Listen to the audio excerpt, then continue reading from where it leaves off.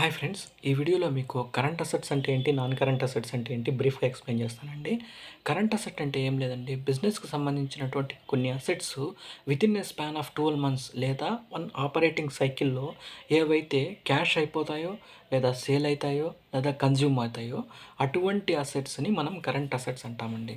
Example ఏంటండి, cash in hand అంటే business ఎప్పుడు కొంత క్యాష్ నిల్వని మెయింటైన్ చేస్తుందండి. ఆ క్యాష్ నిల్వని ఏం చేస్తుందంటే తన ఎక్స్‌పెన్సెస్ కోసం కొద్ది కొద్దిగా వాడేస్తూ ఉంటుంది. కాబట్టి ఇది కరెంట్ అసెట్ కిందకి వస్తుందండి. ఇంకొక ఎగ్జాంపుల్ ఏంటి, స్టాక్ ఇన్ ట్రేడ్ అంటే అమ్మడం కోసం అనేసి కొంత సరుకుని తెచ్చి తన దగ్గర పెట్టుకుంటుందండి. Within a span of 12 months దాన్ని అమ్మేస్తూ ఉంటుంది. అలాగే పెట్టుకుంటే దానికి లాభం రాదు కదండీ. అమ్మేస్తూ ఉండాలి, మళ్ళీ కొనుక్కుంటూ ఉండాలి, మళ్ళీ అమ్మేస్తూ ఉండాలి. కాబట్టి స్టాక్ ఇన్ ట్రేడ్ కూడా కరెంట్ అసెట్ కిందకి వస్తుంది. తర్వాత వచ్చేసి ఏంటంటే డెటార్స్ అంటే మనము సరుకు కొంతమంది రెగ్యులర్ కస్టమర్స్కి క్రెడిట్ బేస్ మీద సేల్ చేస్తామండి. అంటే వాళ్ళ దగ్గర నుంచి మనకు అమౌంట్ రావాలి కాబట్టి వాళ్ళని డెటార్స్ని కూడా మనము కరెంట్ అసెట్ కింద చూపిస్తాం. అంటే within a span of 1 month or 2 months వాళ్ళ దగ్గర నుంచి రికవర్ చేసేస్తాం మనం అమౌంట్.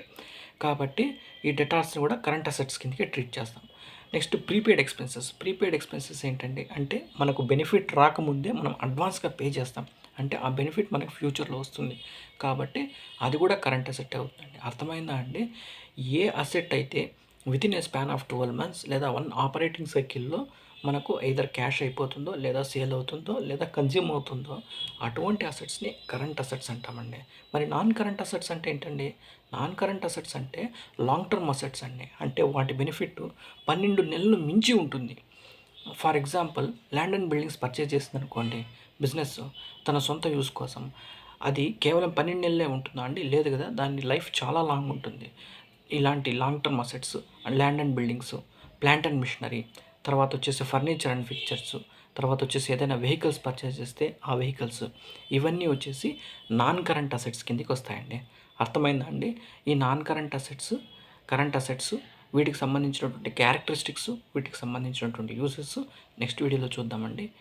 మీకు ఈ వీడియో నచ్చితే లైక్ చేయండి, కంటెంట్ ఉందనిపిస్తే సబ్స్క్రైబ్ చేయండి, షేర్ చేయండి. Thank you friends.